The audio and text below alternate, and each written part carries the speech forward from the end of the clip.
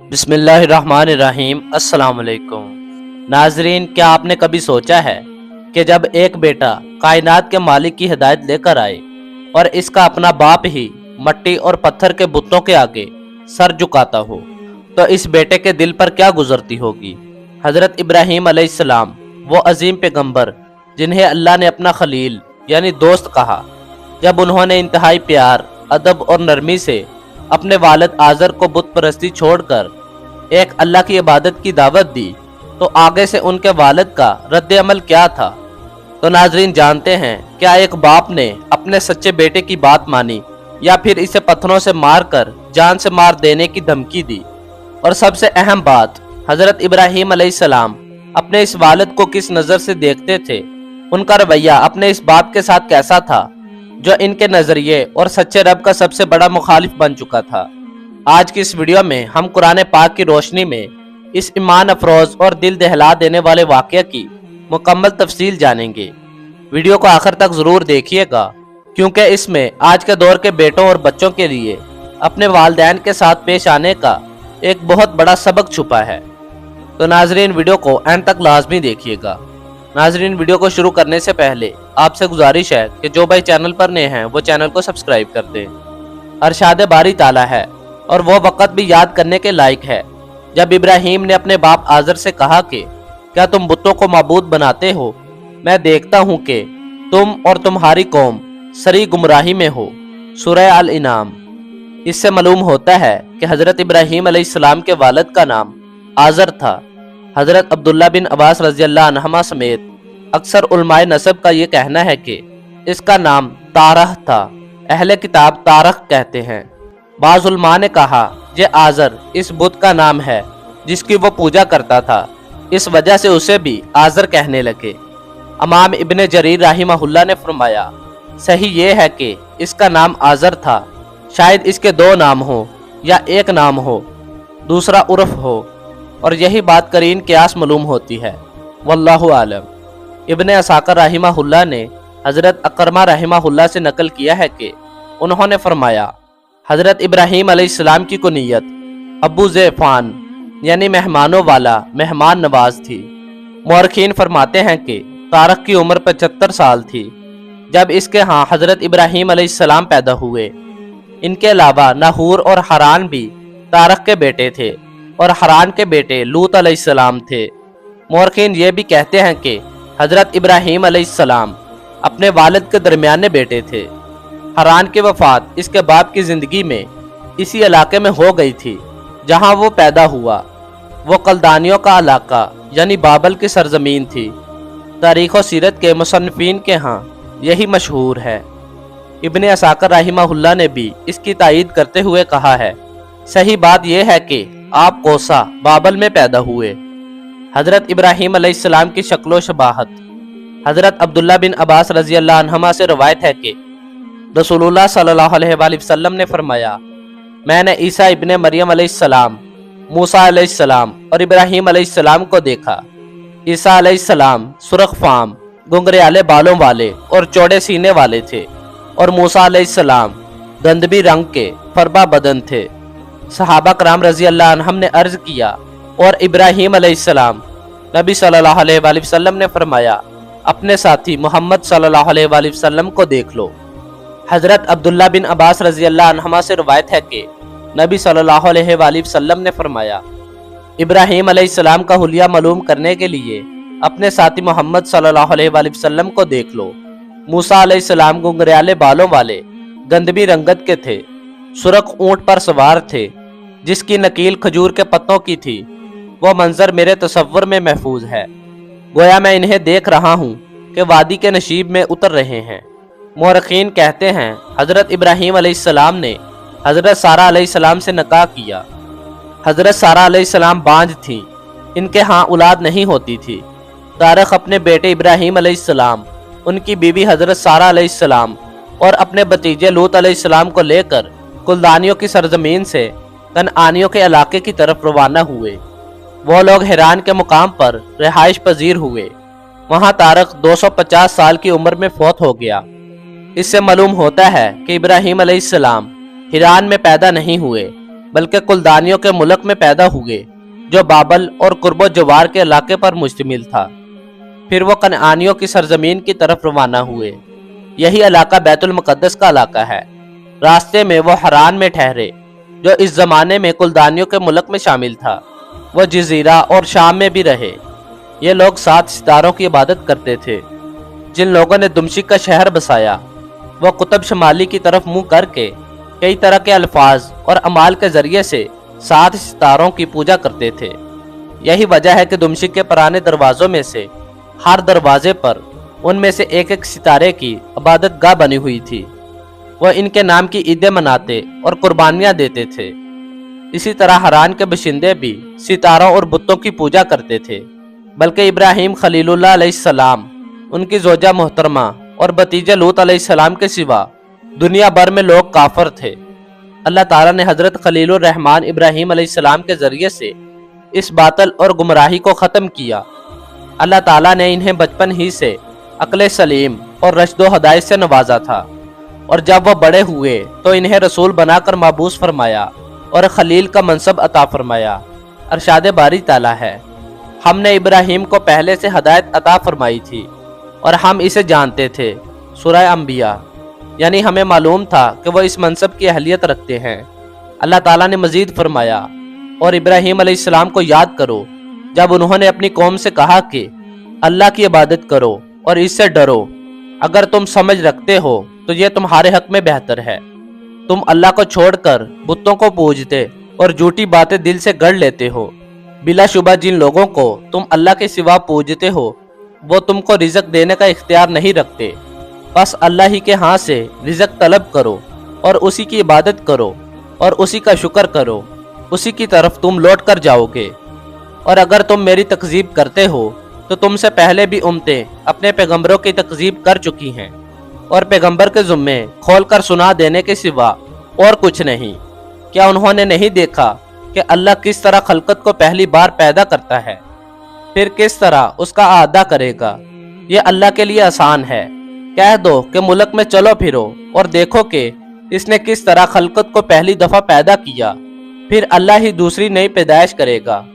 बेशक अल्लाह हर चीज़ पर कादिर है। वह जिसे चाहे अजाब दे और जिस पर चाहे रहम करे, और उसी की तरफ तुम लौटाए जाओगे। और तुम उसको ना ज़मीन में आजिज़ कर सकते हो और ना आसमान में, और ना अल्लाह के सिवा तुम्हारा कोई दोस्त है और ना मददगार। और जिन लोगों ने अल्लाह की आयतों से और इसकी मुलाकात से इनकार किया वो मेरी रहमत से नाउमीद हो गए, और उनको दर्द देने वाला अजाब होगा। फिर उनकी कौम के लोग जवाब में बोले तो ये बोले कि इसे मार डालो या जला दो, मगर अल्लाह ने उनको आग से बचा लिया। जो लोग ईमान रखते हैं उनके लिए इसमें निशानियां हैं।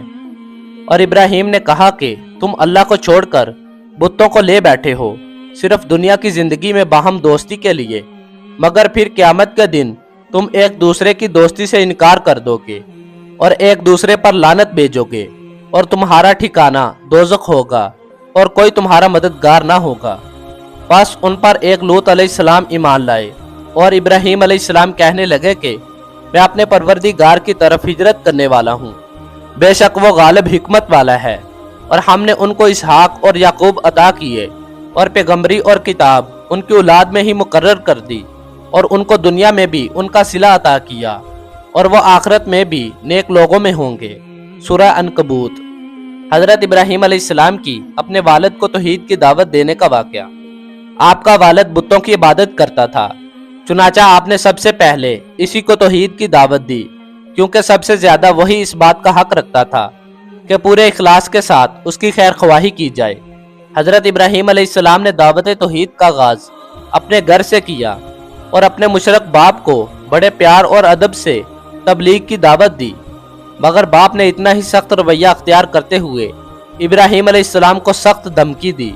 अरशाद बारी ताला है, और ए नबी इस किताब में इब्राहीम का किस्सा बयान करो।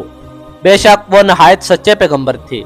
जब उन्होंने अपने बाप से कहा कि अब्बा जान, आप ऐसी चीज़ों को क्यों पूजते हो जो ना सुने और ना देखें और ना आपके कुछ काम आ सकें? अब्बा जान, मुझे ऐसा इल्म मिला है जो आपको नहीं मिला, लिहाजा मेरे साथ हो जाइए, मैं आपको सीधी राह पर चला दूंगा।